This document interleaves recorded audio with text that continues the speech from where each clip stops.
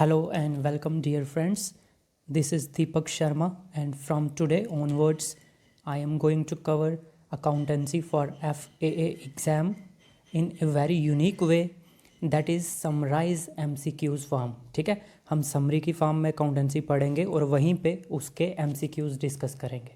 ठीक है, तो टाइम को वेस्ट किए बिना हम करते हैं स्टार्ट. लेकिन एक चीज़ और बता दूं मैं आपको स्टार्टिंग में ही कि अकाउंटेंसी FAA के एग्ज़ाम में 30 मार्क्स की है.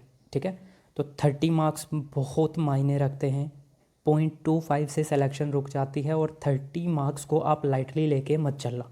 ठीक है, अभी JKPSI की भी डेट आ चुकी है, फाइनेंस सब इंस्पेक्टर की भी डेट आ चुकी है, फाइनेंस अकाउंट असिस्टेंट की भी डेट आ चुकी है, जूनियर असिस्टेंट की भी डेट आ चुकी है. तो अभी बच्चे काफ़ी ज़्यादा कंफ्यूज हो चुके हैं कि क्या किया जाए, कौन से एग्ज़ाम की तैयारी की जाए, कैसे की जाए. ठीक है, तो मैं आपको इतना ही बोलूँगा, किसी एक एग्ज़ाम को टारगेट कर लो जिसकी आपको पहले से थोड़ी सी प्रिपरेशन हो चुकी है. ठीक है, क्योंकि अभी टाइम बहुत लिमिटेड है. एक एग्ज़ाम पे स्टिक कर लो. ठीक है, एक एग्ज़ाम पे फोकस करो. और ये नहीं है कि अब कभी FAA के लिए पढ़ रहे हो और कभी JKPSI के लिए. वैसा करोगे तो अभी टाइम बहुत लिमिटेड है, ना घर के रहोगे ना घाट के रहोगे. ठीक है, तो अभी सिर्फ एक एग्ज़ाम को टारगेट करो और उसी को अच्छे से पढ़ो और उसकी मल्टीपल रिविजन्स करो. ठीक है, उसमें आपके चांसेस इतने हाई हो जाने चाहिए कि मतलब दूसरा बंदा आके compete ही ना कर सके आपके साथ. ठीक है, उस लेवल की तैयारी को लेके जाओ. ठीक है, तो टाइम वेस्ट मत करो. चलिए हम स्टार्ट करते हैं आज. This is about me. ठीक है, ये मेरे बारे में है कुछ. तो चलिए दोस्तों, हम करते हैं लेक्चर को स्टार्ट. ठीक है, तो सबसे पहले हम स्टार्ट करने जा रहे हैं अकाउंटेंसी. तो अकाउंटेंसी पढ़ने जा रहे हैं तो अकाउंटेंसी की बेसिक इन्फॉर्मेशन हमें पता होनी चाहिए. What is accountancy. ठीक है, तो अकाउंटेंसी क्या होती है. अकाउंटेंसी एक लैंग्वेज होती है बिजनेस की. ठीक है, डायरेक्ट एग्जामिनर ऐसे क्वेश्चन पूछ सकता है कि अकाउंटेंसी क्या है. तो अकाउंटेंसी क्या है, बिजनेस की एक लैंग्वेज है. तो मैं सीधा आपको MCQs फॉर्म में यहाँ पे चीज़ें करवा रहा हूँ. कोई भी लेंथी चीज़ नहीं करवाऊँगा. ठीक है, शॉर्ट में करवाऊँगा ताकि आप रिवीजन करो, तो रिवीजन करते टाइम भी आपको कोई दिक्कत ना आए. ठीक है, तो अकाउंटेंसी क्या है. अकाउंटेंसी एक लैंग्वेज है बिजनेस की. जैसे लैंग्वेज का काम क्या होता है, कम्युनिकेट करना, एक चीज़ को दूसरे, अपने विचार किसी को समझाना और दूसरे के विचार खुद समझ पाना. ठीक है, उसको बोला जाता है लैंग्वेज. अब बिजनेस को समझने के लिए हमें क्या चाहिए, अकाउंट्स की ज़रूरत होती है. तो अकाउंट्स क्या हो गया, बिजनेस की लैंग्वेज. बिजनेस सिर्फ एक ही लैंग्वेज समझता है, वो कौन सी लैंग्वेज है, दैट इज़ अकाउंटिंग. ठीक है, दूसरा क्वेश्चन क्या बन सकता है कि फादर ऑफ अकाउंटिंग किसको बोला जाता है. तो फादर ऑफ अकाउंटिंग है हमारा ल्यूका पिकोली. ठीक है, ल्यूका पिकोली को फादर ऑफ अकाउंटिंग बोला जाता है. एक क्वेश्चन तो ये बन गया. दूसरा क्वेश्चन क्या बन सकता है कि जो लूका पिकोली ने बुक लिखी थी, उस बुक का क्या नाम था. तो उसकी बुक का नाम था समा डी अर्थमेटिका. कौन सी, समा डी अर्थमेटिका. ये बुक थी जो किसने लिखी थी, ल्यूका पिकोली ने. ठीक है, तो ये फादर ऑफ अकाउंटिंग है. ठीक है, और उसने ये बुक लिखी है समा द अर्थमेटिका. फिर और क्या क्वेश्चन आ सकता है कि ये जो डबल एंट्री सिस्टम है, ये किसने दिया था सबसे पहले. डबल एंट्री सिस्टम किसने इंट्रोड्यूस करवाया था, या इसके प्रिंसिपल्स किसने इंट्रोड्यूस करवाए थे सबसे पहले. तो वो भी किसने करवाए थे, ल्यूका पिकोली ने. ठीक है, कब करवाए थे, 1494 में. कब, कहाँ पे, 1494 में इटली के अंदर. इटली में भी एक प्लेस है विनाइस. कौन सी, विनाइस, VENICE.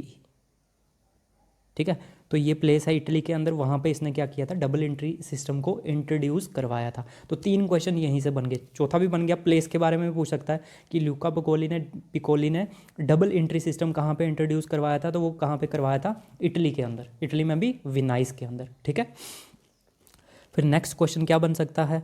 तो नेक्स्ट क्वेश्चन बनता है अकाउंटिंग क्या है, आर्ट है या साइंस है. ठीक है, तो अकाउंटिंग हमारा आर्ट भी होता है और साइंस भी होता है, कॉम्बिनेशन होता है दोनों का. ठीक है, एक क्वेश्चन ये हो गया. दूसरा क्या क्वेश्चन बन सकता है, अब अकाउंटिंग साथ में हम कॉन्सेप्ट्स भी क्लियर कर रहे हैं. देखो अकाउंटिंग है क्या, एक आर्ट है, आर्ट और साइंस है. किसका, जिसमें हम आइडेंटिफिकेशन करते हैं, मेजरिंग करते हैं, रिकॉर्डिंग करते हैं, क्लासीफाइंग करते हैं, समराइजिंग करते हैं, एनालिसिस एंड इंटरप्रेटिंग करते हैं, कम्युनिकेटिंग करते हैं. ठीक है, तो ये सारे के सारे क्या हैं, स्टेप्स हैं किसके अंदर, अकाउंटिंग के अंदर. पूछेगा फर्स्ट स्टेप क्या होता है अकाउंटिंग के अंदर, तो वो होता है आइडेंटिफिकेशन। पूछेगा लास्ट स्टेप क्या होता है अकाउंटिंग के अंदर, तो वो होता है कम्युनिकेशन, कम्युनिकेटिंग, ठीक है, कम्युनिकेट करना। फर्स्ट स्टेप आ गया आइडेंटिफिकेशन, लास्ट स्टेप क्या आ गया, कम्युनिकेटिंग, ठीक है। अब क्या होते हैं ये देखो, फर्स्ट आता है हमारा आइडेंटिफिकेशन। तो आइडेंटिफिकेशन क्या होता है कि पहचानना है हमें कि कौन सी ट्रांजैक्शन बिजनेस ट्रांजैक्शन है और कौन सी बिजनेस ट्रांजैक्शन नहीं है। जो बिजनेस के रिलेटेड ट्रांजैक्शन होगी वही हम क्या करते हैं अकाउंटिंग के अंदर रिकॉर्ड करते हैं। क्या कहा मैंने कहा आइडेंटिफिकेशन मतलब पहचानना। हम पहचानेंगे कि कौन सी आइटम बिजनेस के रिलेटेड है और कौन सी आउट ऑफ बिजनेस है जो बिजनेस के रिलेटेड नहीं है। जो बिजनेस के रिलेटेड होगी वैसी ट्रांजैक्शंस को हम क्या करेंगे, सिर्फ अकाउंटिंग के अंदर रिकॉर्ड करेंगे। तो अकाउंटिंग के अंदर क्या होता है, सिर्फ बिजनेस ओरिएंटेड चीज़ें ही डील की जाती हैं जिनका बिजनेस पे कोई इम्पैक्ट पड़े, ठीक है। और बिजनेस के अदर देन बिजनेस के अलावा जो चीज़ें होंगी उनका अकाउंटिंग के साथ कुछ लेना देना नहीं होता, ठीक है। पहली चीज़ क्लियर हो गई, पहचानेंगे कि कौन सी चीज़ बिजनेस की है और कौन सी बिजनेस की नहीं है। फर्स्ट चीज़ हो गई। सेकंड स्टेप आएगा मेजरिंग, ठीक है। अब उस चीज़ को मेजर करने के लिए हम कौन से टूल का यूज़ करेंगे, तो अकाउंटिंग के अंदर हम एक ही टूल यूज़ करते हैं किसी भी चीज़ को मेजर करने के लिए, मापने के लिए, दैट इज़ मनी। तो अकाउंटिंग के अंदर हम सारी की सारी चीज़ें किसके अंदर डील करते हैं, मनी के अंदर। इन टर्म्स ऑफ मनी हम वैल्यू को वहाँ पे रिप्रेजेंट करते हैं, ठीक है। तो दो चीज़ें हो गई, आइडेंटिफिकेशन, मेजरिंग। मेजरिंग मतलब किस चीज़ के अंदर मेजर करोगे, कौन सा यूनिट यूज़ किया जाता है, that is money. Third step आ गया रिकॉर्डिंग। जब हमें ये दो स्टेप हो गए तो थर्ड स्टेप आता है रिकॉर्डिंग का, ठीक है। अब रिकॉर्डिंग के अंदर हम क्या करते हैं कि जो डिफरेंट अकाउंट्स होते हैं वो एक सिंगल प्लेस पे, एक सिंगल बुक पे क्या करते हैं, नोट डाउन करते हैं। जैसे परचेज़ का अकाउंट हो गया, सेल्स का अकाउंट हो गया, एक्सपेंडिचर का अकाउंट हो गया, ठीक है। तो ये सारे के सारे एक बुक पे लिखे जाते हैं, ठीक है। मतलब हम सारी चीज़ों को एक बुक के ऊपर क्या कर रहे हैं, राइट डाउन कर रहे हैं, नोट कर रहे हैं, ठीक है। उस चीज़ को, उस फेज़ को क्या बोला जाता है, उस प्रोसेस को क्या बोला जाता है, उस प्रोसेस को बोला जाता है रिकॉर्डिंग। हम क्या कर रहे हैं, रिकॉर्ड कर रहे हैं, ट्रांजैक्शंस को रिकॉर्ड कर रहे हैं, ठीक है। तो रिकॉर्डिंग में फर्स्ट स्टेप क्या होता है, जर्नल। मतलब रिकॉर्डिंग में आप जर्नल बना लो। जर्नल में क्या होता है कि बहुत सारे अलग अलग जो अकाउंट्स होते हैं उनको आप एक बुक के अंदर राइट डाउन करते हो, उनका रिकॉर्ड बनाते हो वहाँ पे, ठीक है। थर्ड स्टेप आ गया रिकॉर्डिंग। फिर आता है उसके बाद क्लासीफाइंग। क्लासीफाइंग मतलब जब आपने एक बुक के अंदर सारा रिकॉर्ड रखा, ठीक है। अब यहाँ पे पढ़ना थोड़ा मुश्किल हो जाएगा क्योंकि रिकॉर्ड अगर ज़्यादा होंगे, लेंथी होंगे, तो एक बुक के अंदर उनकी कंपाइलेशन थोड़ी डिफ़िकल्ट हो जाएगी। तो हम क्या करते हैं, उनके सेपरेट्स अकाउंट बनाते हैं। मतलब जैसे यहाँ पे परचेज़ का था, यहाँ पे सेल्स का था, एक ही बुक के अंदर, तो हम क्या करेंगे, परचेज़ के लिए अलग बुक रख देंगे और सेल्स के लिए अलग बुक रख देंगे। उससे क्या होगा, जब हमें कोई चीज़ आइडेंटिफाई करनी होगी, हमें कोई चीज़ छांटनी होगी, देखनी होगी, ठीक है, तो वहाँ पे हमें आसानी हो जाएगी, ठीक है। तो ये प्रोसेस क्या कहलाएगा, हमारा क्लासीफाइंग, ठीक है। मतलब हम रिकॉर्ड को क्या कर रहे हैं, क्लासीफाई कर रहे हैं। मतलब डिफरेंट अकाउंट्स को डिफरेंट बुक्स के अंदर क्या कर रहे हैं, लिख रहे हैं, रिकॉर्ड कर रहे हैं। उसको बोला जाता है लेजर। वो लेजर के अंदर हम करते हैं, ठीक है। तो फर्स्ट स्टेप क्या था, आइडेंटिफिकेशन, दूसरा मेजरिंग, तीसरा रिकॉर्डिंग करते हैं किसके अंदर, जर्नल के अंदर। फोर्थ स्टेप क्या था, क्लासीफाइंग। फिर जर्नल से हम उसकी क्या बनाते हैं, लेजर, ठीक है। जर्नल के अंदर जो डिफरेंट अकाउंट्स थे, तो जो डिफरेंट अकाउंट हैं अब उनकी क्या कर रहे हैं, अलग अलग बुक्स बनाई जा रही है, उसको बोला जाता है, वो क्या होती हैं, उन बुक्स का नाम क्या होता है, लेजर, ठीक है। फिर आता है हमारा समराइजिंग। अब समराइजिंग क्या हो गई, जब हमने रिकॉर्ड बना लिया अब हम करेंगे उसका टोटल, ठीक है। अब हम क्या करेंगे, टोटल करेंगे कि कितनी हमारी परचेज़ हुई, कितनी सेल हुई, ठीक है। कितना परचेज़ के ऊपर हमने पैसा खर्च किया, कितनी सेल हुई, कितनी आमदनी हुई हमें, तो हम उसका क्या लगाएंगे, टोटल लगाएंगे, ठीक है। फिर उसके बाद आता है एनालिसिस एंड इंटरप्रिएटिंग, ठीक है। फिर हम पता लगाएंगे, जब हमारे पास टोटल आ गया तो टोटल से हम आइडेंटिफाई करेंगे कि हमें प्रॉफिट हो रहा है या लॉस हो रहा है, ठीक है। अगर प्रॉफिट हो रहा है तो हम फर्दर फ्यूचर में क्या करेंगे, कोशिश करेंगे कि इस प्रॉफिट को और बढ़ाया जाए, ठीक है। लेकिन अगर लॉस हो रहा है हमें, तो हम क्या करेंगे, कुछ अप्रोप्रिएट स्टेप्स उठाएंगे ताकि हम उस लॉस को क्या कर सकें, रिड्यूस कर सकें, उस लॉस को एलिमिनेट कर सकें, ताकि हम प्रॉफिट की ओर मूव कर सकें, ठीक है। तो ये क्या आ गया, एनालिसिस एंड इंटरप्रिएटिंग। उसके बाद आता है लास्ट स्टेप हमारा लास्ट स्टेप आता है हमारा कम्युनिकेटिंग, ठीक है। अब आपको पता चल गया प्रॉफिट हो रहा है या लॉस हो रहा है, फिर आपने अप्रोप्रिएट स्टेप्स उठाए, ठीक है। अब उसको क्या करोगे आप, फिर कम्युनिकेट करोगे, बाहर वाले लोगों को दिखाओगे, अपनी कंपनी का स्टेटस दिखाओगे कि हमें भाई ये चीज़ हो रही है, इतना प्रॉफिट हुआ, ये रिकॉर्ड्स हैं हमारे, ठीक है। तो अब लास्ट स्टेप क्या करोगे, कम्युनिकेट करोगे। अब कम्युनिकेशन क्यों ज़रूरी होता है, ठीक है। तो कम्युनिकेट हम करते हैं पहले तो इंटरनल यूज़र्स को, फिर एक्सटर्नल यूज़र्स को। तो मतलब कम्युनिकेशन किस किस को की जाती है, किस किस को ये रिकॉर्ड दिखाया जाता है कि हमारी कंपनी का क्या स्टेटस है, क्या नहीं है, ठीक है। तो वो इंटरनल यूज़र्स भी देखते हैं और एक्सटर्नल यूज़र्स भी। इंटरनल यूज़र्स में जैसे कंपनी के एम्प्लॉय हो गए, उसका ओनर हो गया, उसकी मैनेजमेंट हो गई, तो ये सारे के सारे किसके अंदर आएंगे, इंटरनल यूज़र्स के अंदर, जो कंपनी के खुद के अंदर के लोग होते हैं, ठीक है, वो देखेंगे। उसके बाद एक्सटर्नल यूज़र्स को भी इंफॉर्मेशन चाहिए होती है, जैसे बैंक हो गए, इन्वेस्टर हो गए, गवर्नमेंट हो गई, ठीक है। तो ये क्या होते हैं इंटरनल और एक्सटर्नल यूज़र, ये हम आगे डिटेल में डिस्कस करने वाले हैं, ठीक है। अब इतना जानो कम्युनिकेशन किस किस को किया जाता है, इंटरनल और एक्सटर्नल यूज़र्स को, ठीक है। अब हमने डेफिनेशन क्या पढ़ी थी इसकी, accounting an art and science of, ये स्टेप्स थे सारे, ठीक है। उसके बाद the financial information to the user for decision making, ठीक है।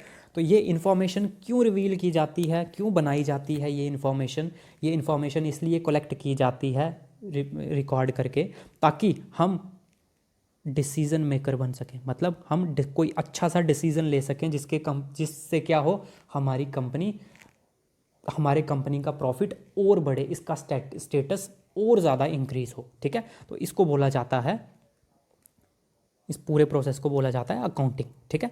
तो अकाउंटिंग में कितने स्टेप्स होते हैं देख लो, identification, measuring, recording, classifying, summarising, analysis and interpreting, communicating, ठीक है। तो यहाँ से पूछेगा पहला स्टेप कौन सा होगा, तो दैट इज़ आइडेंटिफिकेशन। पूछेगा लास्ट स्टेप कौन सा होता है अकाउंटिंग के अंदर, दैट इज़ कम्युनिकेटिंग, ठीक है। और ये क्या होता है मैंने अभी आपको डिटेल में बता दिया, ठीक है। फिर बात करते हैं हम इसके ऑब्जेक्टिव्स की, ठीक है। अकाउंटिंग क्यों ज़रूरी होती है, इसका क्या क्या लक्ष्य है, इसका क्या क्या उद्देश्य है, ठीक है, अकाउंटिंग का। तो पहला है हमारा सिस्टमैटिक एंड कंप्लीट रिकॉर्ड।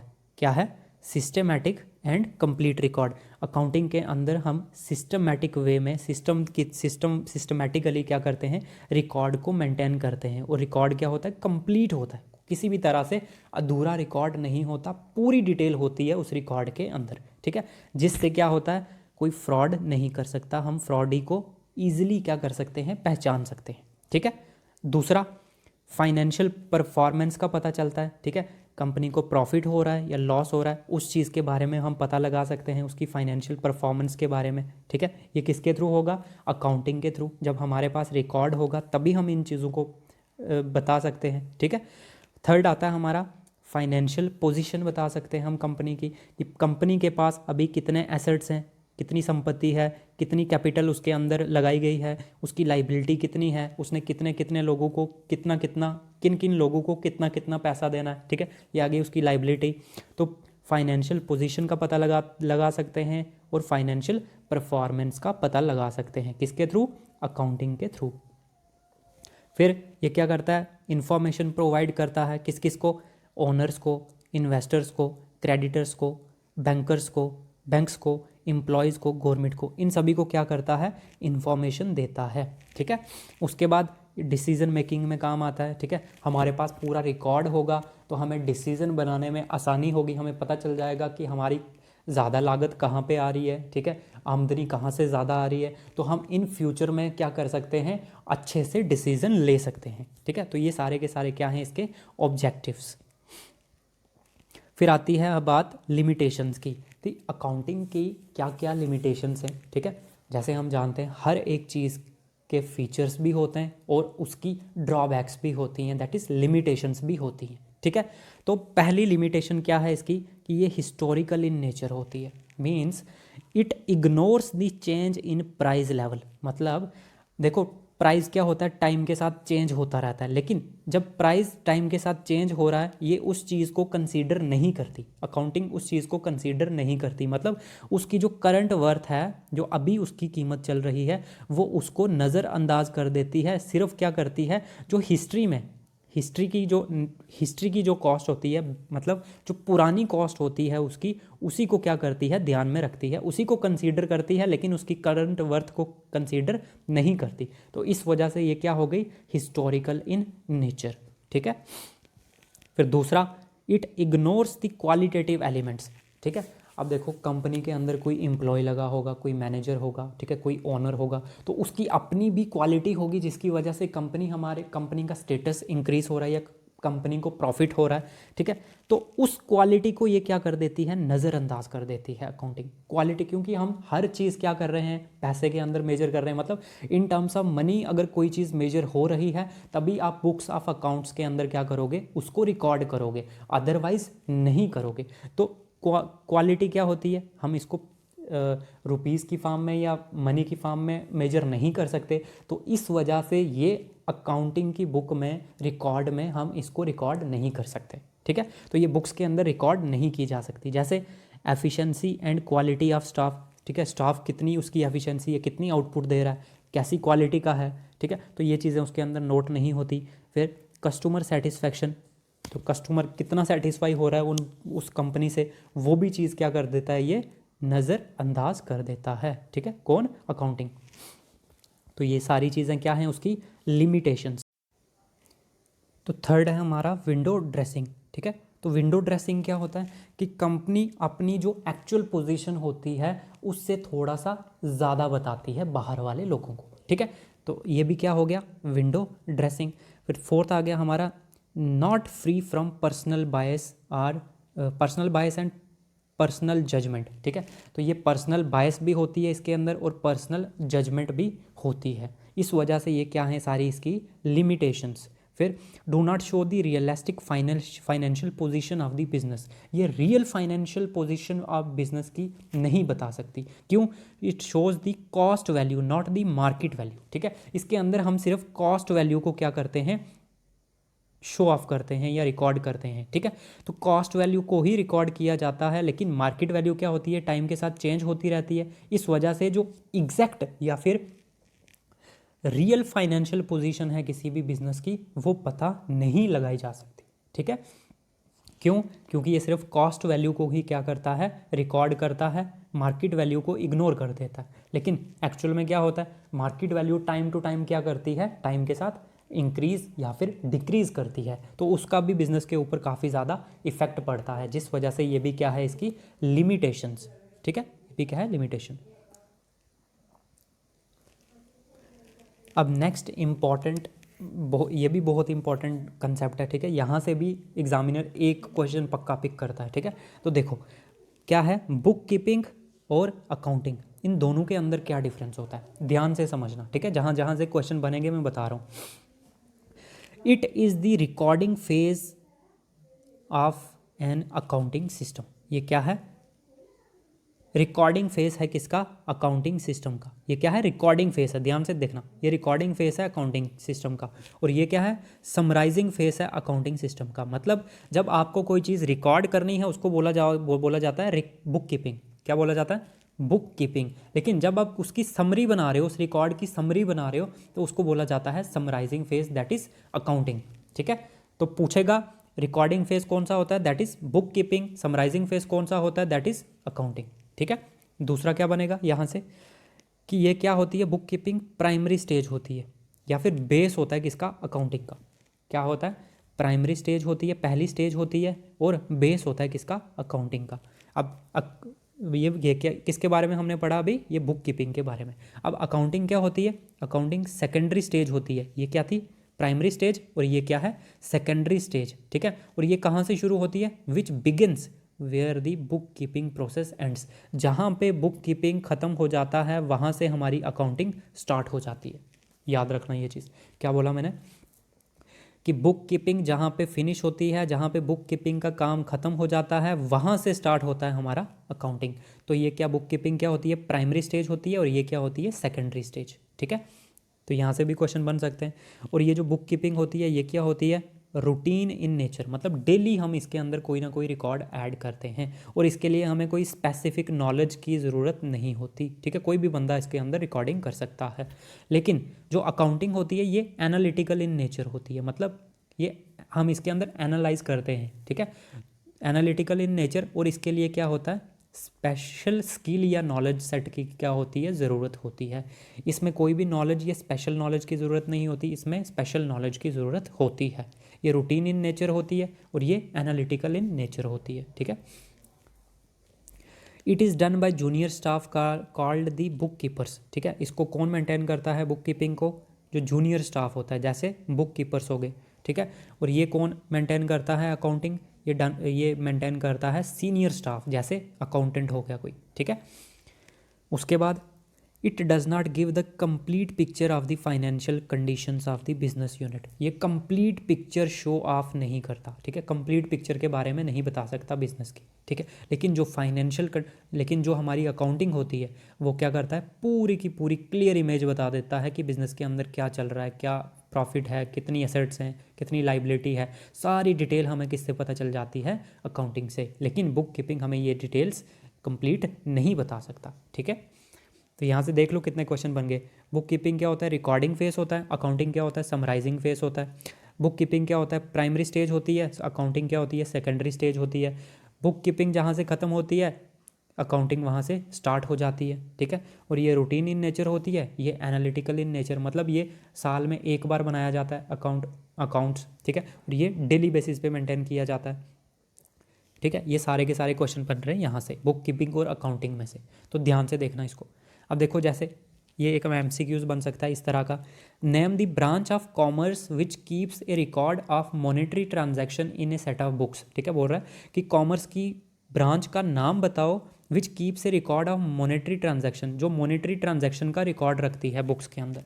तो हमें पता है रिकॉर्डिंग का काम किसका होता है, बुक कीपिंग का, तो इसका आंसर क्या आ जाएगा, बुक कीपिंग, ठीक है। तो इस तरह से वो घुमा के भी क्वेश्चन पूछ सकता है, ठीक है। अब हम डिस्कस करेंगे, अभी स्टार्टिंग में हमने पढ़ा था कि हम कम्युनिकेट करते हैं, कम्युनिकेट किस किस को किया जाता है, इंटरनल यूज़र्स भी आ जाते हैं उसके अंदर और एक्सटर्नल यूज़र्स भी, दो आ जाते हैं, ठीक है। लेकिन क्या होते हैं इंटरनल यूज़र्स, क्या होते हैं एक्सटर्नल यूज़र्स, वो हम अब डिटेल में डिस्कस करने जा रहे हैं, ठीक है। तो अकाउंटिंग इन्फॉर्मेशन के दो यूज़र्स होते हैं, एक इंटरनल यूज़र, दूसरा एक्सटर्नल यूज़र, ठीक है। कौन कौन से user, internal user and external user. अब इंटरनल यूज़र क्या होते हैं, नाम से पता चल रहा है इंटरनल। अगर सपोज करो ये कोई कंपनी है तो इस कंपनी के अंदर के ही जो बंदे होंगे उनको बोला जाता है इंटरनल यूज़र। एक्सटर्नल मतलब कंपनी के बाहर से, बाहर के लोग, कंपनी से नहीं होंगे, कंपनी के बाहर से होंगे लोग। जैसे देखो फर्स्ट हम बात करते हैं इंटरनल यूज़र्स की, जो विद इन द ऑर्गेनाइजेशन, किसी ऑर्गेनाइजेशन के अंदर ही होंगे, जैसे ओनर, मालिक उसका, मैनेजमेंट, ठीक है, एम्प्लॉयज़ जो वहाँ पे काम करने वाले हैं, जो ट्रेड यूनियंस होंगी, ये सारे के सारे क्या होते हैं, हमारे इंटरनल यूज़र्स होते हैं। और एक्सटर्नल यूज़र्स क्या होते हैं, जैसे क्रेडिटर्स, क्रेडिटर मतलब जिनसे हम उधार लेते हैं, जिनसे हम उधार लेते हैं, मतलब हमें उनको इन फ्यूचर पैसे लौटाने हैं, ठीक है, वो आ जाएंगे क्रेडिटर। फिर इन्वेस्टर, जो किसी कंपनी के अंदर इन्वेस्ट करते हैं, अपना शेयर लगाते हैं, ठीक है। बैंक्स हो गए जो लोन देते हैं, गवर्नमेंट टैक्स अथॉरिटीज़ हो गई, ठीक है, जो टैक्स वगैरह कलेक्ट करने आती हैं, कोई रिसर्चर हो गए, ठीक है। तो ये सारे के सारे क्या हैं, हमारे एक्सटर्नल यूज़र्स, ठीक है। तो पूछेगा यहाँ से क्या क्वेश्चन बनते हैं, यहाँ से कोई भी नाम दे देगा, पूछेगा ये इंटरनल यूज़र है या एक्सटर्नल यूज़र है, ठीक है।